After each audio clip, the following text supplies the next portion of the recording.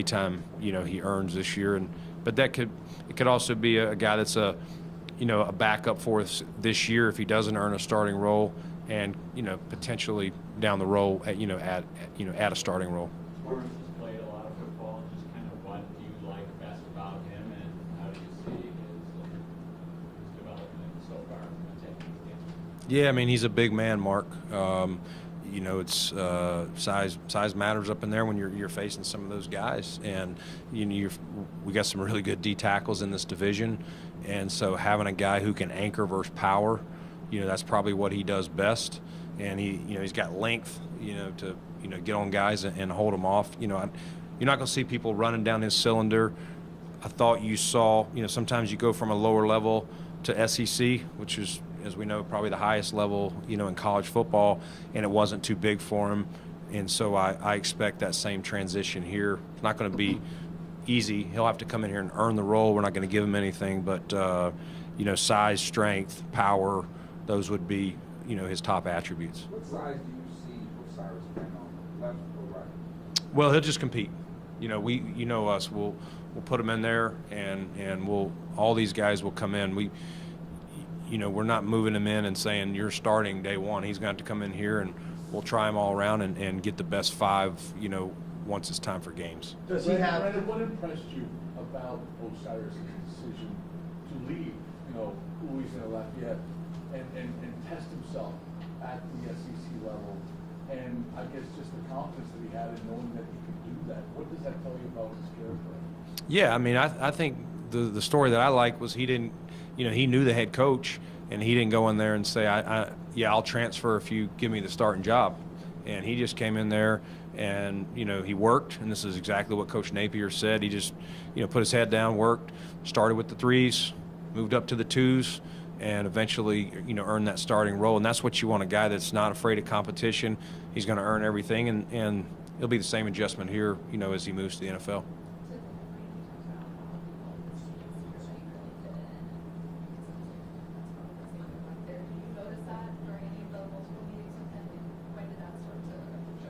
Yeah, we enjoyed, most all of our visits, but some of them stand out, and I would say just it felt natural for him and for us.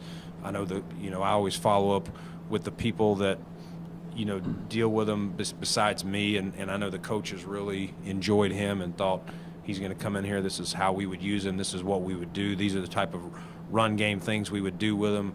This is how he'll anchor and pass. It meshed well. He really, I know when we called him tonight, he was excited to, Buffalo sounds like was one of the places he was hoping to get selected. So you always like that when they're excited that, that just chose him. You mentioned that he could play tackle, but would you see him with any flexibility, O'Cyrus? I think we'll start him at guard.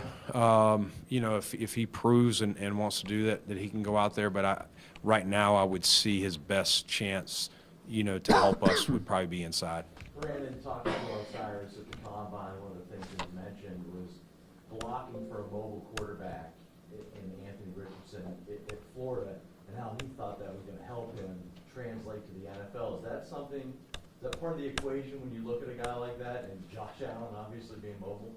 Yeah, I mean, we definitely looked at him in that offense. We went back and watched him at Louisiana also, and it's a plus. He's been around it. He knows that, the ball's not necessarily coming out as soon as the quarterback's back foot, it hits his back step, that, you got to stay on your guys. You got to keep blocking, and obviously they did that at Florida, and we know Josh, loves to extend plays, and so the same thing will definitely be asked here.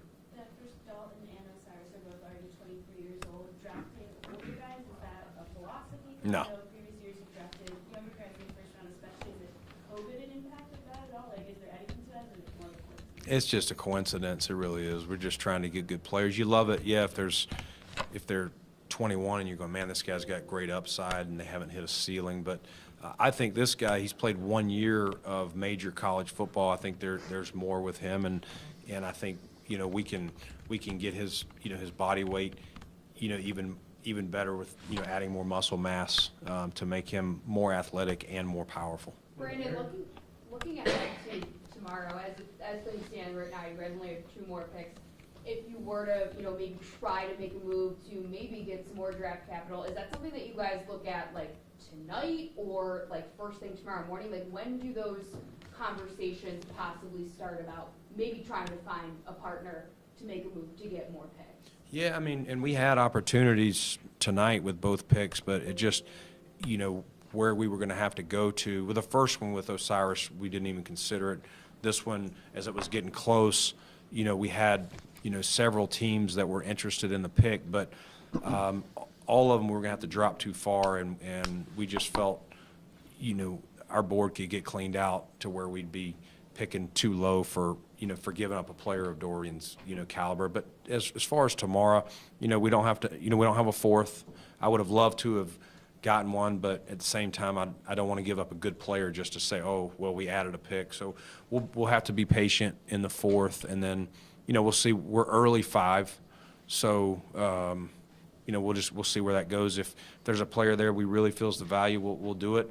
If not, we'll see if we can add something later in the 5th, 6th, or even the 7th. Brandon, as far as, I know you said you're following the board, but you could, I mean, in terms of maneuvering or whatever could have been done, from a defensive standpoint, did you go into this draft feeling, hey, look, if the board takes us to offense the way it did, other than just shrugging and say that's how it was, is there a part of you that says, hey, this defense, even with some struggles and so forth, can find its way with what you have? Like, is that a thought, a philosophy on your part, on the collective part of the team?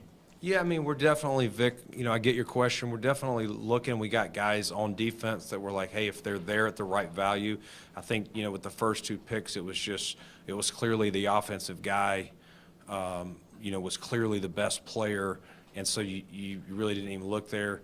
This time the defensive player was, and I think we'll see. But, we feel very good. We did have some injuries in various spots, and, we feel some guys, will play even better this year, another year in the system, another year in the NFL, just continuing to mature, especially some of the guys up front where we drafted some, some younger players, and they know we're counting on more consistency and more from them.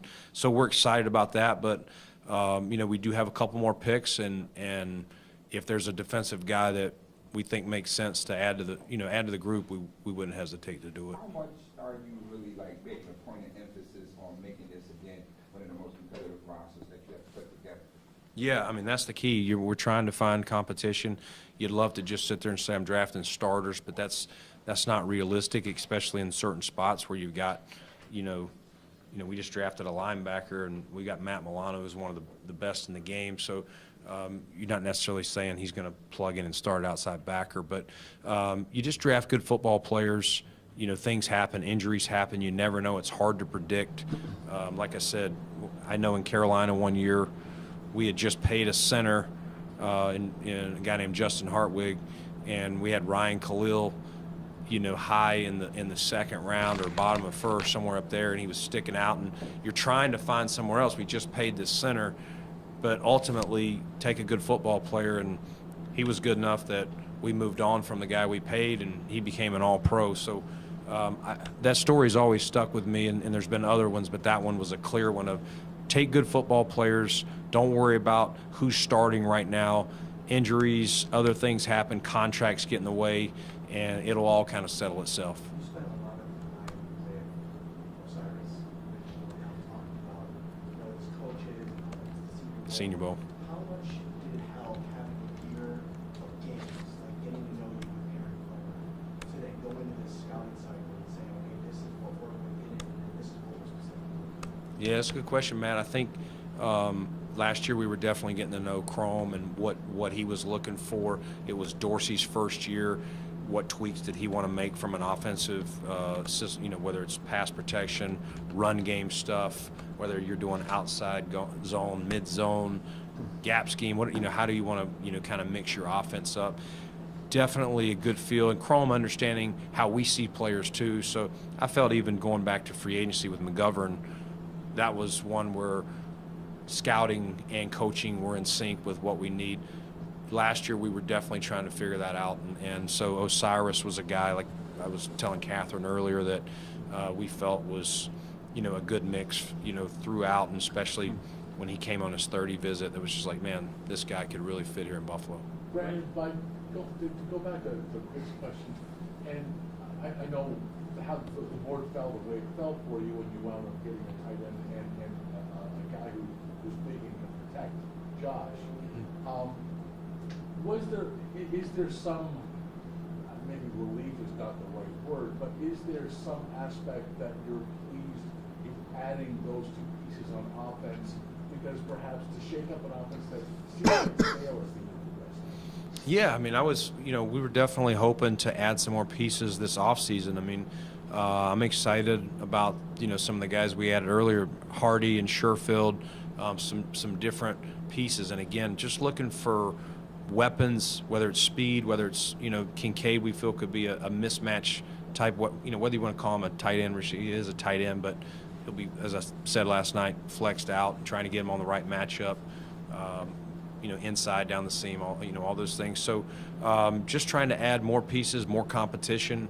And I think, again, up front, we brought in McGovern, David Edwards, Ike Bucker's back fully last year. He obviously was the Achilles thing. So I feel like we've got some really good competition.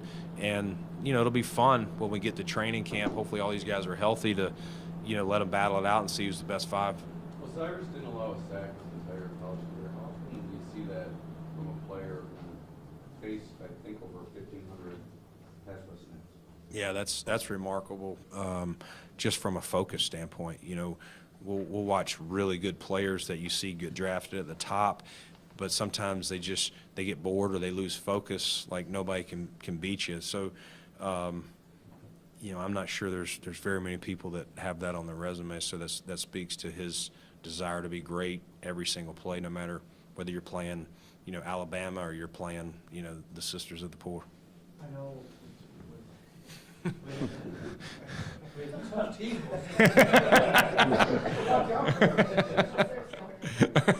I'll get that off. I'll get it to you offline. With Torrance and McGovern, you draft him, you sign McGovern.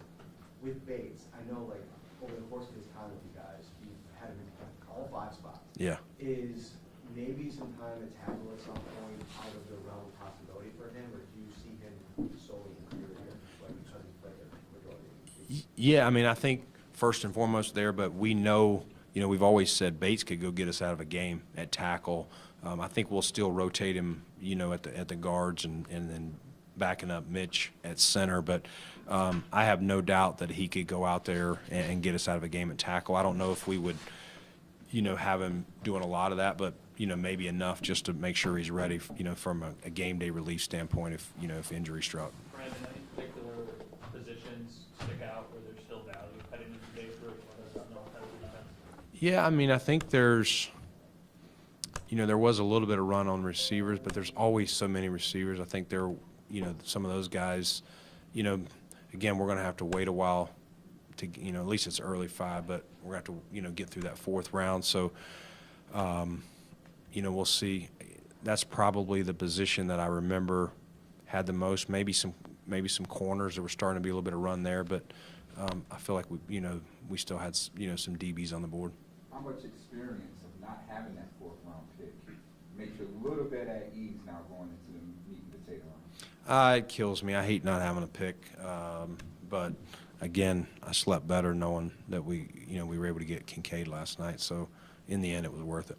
Pertaining to Elena's question about the players being a little bit older and having COVID and extra years and all this, kids are coming out a little bit. Yeah. These young men are coming out a little bit older potentially. How much do you weigh that in the factoring of arc? Or you've seen more tape on them, you get a little more tape that they stick around longer, but they're a year older. How do you reconcile that? Yeah, I mean, I think we still consider what is their ceiling, and we talk about that. We talk about where's their floor, where's their ceiling. Some guys, they're truly have a low floor but a high ceiling, and do they have the intangibles to achieve it? Some guys, even though they're 23, they've been playing in a small program. We feel we get them in here, we can still do stuff with them. But there's others that even at major programs that we go, this guy's tapped out. He's He's a good player, but what you're seeing now at whatever SEC or ACC, whatever school he's at, that's probably who you're going to see here. So age does matter for sure, but it's not the end all be all. Are there, without any secrets, are there traits that lend itself to that, where you look at a couple of very specific traits, I'm sure position to position, but where you say there's room here, beyond like a size or whatnot, what are the things to look at and say? Yeah, you look at what's their explosiveness, and you look at like guys being able to bend and things that the program they've been in, all those things. We look at some of the things that they get tested for at the combine. Some of those guys that go and we do certain tests with them. The guys that come in for the 30 visits, and we talk with our staff on. That's one of the things before the draft of, hey, I don't know that we can do a lot with this person, and some of it's injury related. Like, this guy's got a degenerative knee, and it's always going to kind of hold him back. Yes, he's a great athlete, but this is going to be a little bit of an issue. You ever have a day a Saturday with only 2 picks? I don't know. I wish you guys would find me another one before I get here tomorrow. But no, I don't know. Like I said, it was hard. Free time? What's that? What do you do with that free time? Just sit there and get annoyed when guys I like come off the board. But no, we'll stay ready, and again, hopefully there's a really good player at 5. If not, that we're like. If not, then I'll definitely try and move back. Brandon, does it change how you have to evaluate or scout with the transfer portal and guys? I mean, now you have a couple guys you drafted that started at one school, went to another school, it's different competition. 1 year at the SEC.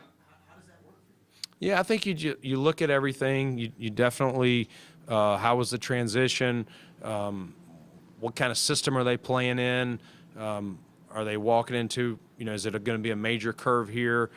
You always ask, why did they transfer? Were they running from competition or, just better opportunity? Their coach left. You always try to find out and make sure it's not something that you think, if this guy gets here and doesn't win the starting job, he's going to be asking for a trade or, whatever. But every situation's kind of its own, especially nowadays because it's so easy to transfer for pretty much anything.